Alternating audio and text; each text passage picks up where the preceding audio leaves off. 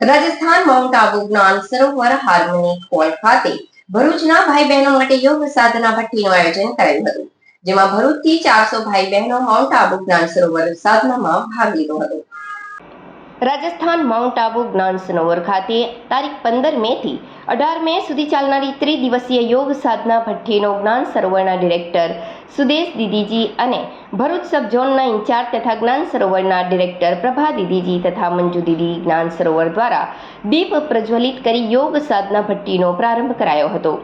યોગ સાધના ભઠ્ઠીનો મુખ્ય ઉદ્દેશ્ય આધ્યાત્મિક સ્વ ઉન્નતિ, સ્વજાગૃતિ તેમજ વિશ્વ કલ્યાણ નિમિત્તે વિશ્વમાં શાંતિના પ્રકાશ ફેલાય એ હેતુસર યોગ ભઠ્ઠીનું આયોજન કરાયું છે.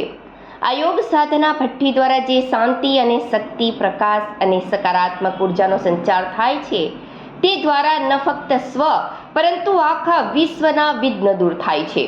એ ઉદ્દેશ્યથી આ યોગ સાધના ભઠ્ઠીનું આયોજન કરવામાં આવ્યું હતું.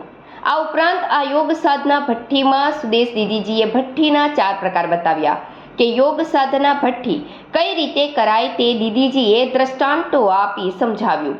જેમ કે ધોબી મેલા કપડાને ધોવે છે, એ જ રીતે યોગ સાધના દ્વારા આપણા મનના મેલ ધોવાય છે. આ સાથે જ દીદીજીએ રંગરેજની ભઠ્ઠી, કુંભારની ભઠ્ઠી, સોનારની ભઠ્ઠી સહિતના દ્રષ્ટાંતો આપી વિશેષ માહિતી આપી હતી. આ ઉપરાંત દીદીજીએ મહાભારતના પણ દ્રષ્ટાંત વર્ણવી વિશેષ માહિતગાર કર્યા હતા.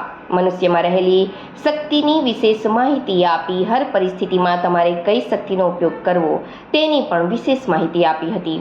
તથા આ કાર્યક્રમમાં જ્ઞાન સરોવરના ડિરેક્ટર પ્રભા દીદીજી કે જેઓ ભરૂચ સબ ઝોન ઇન્ચાર્જ પણ છે, તેઓએ યોગ ભઠ્ઠીમાં આવેલ તમામ ભાઈ બહેનોનું સ્વાગત કર્યું હતું અને આશીર્વાદ આપ્યા હતા.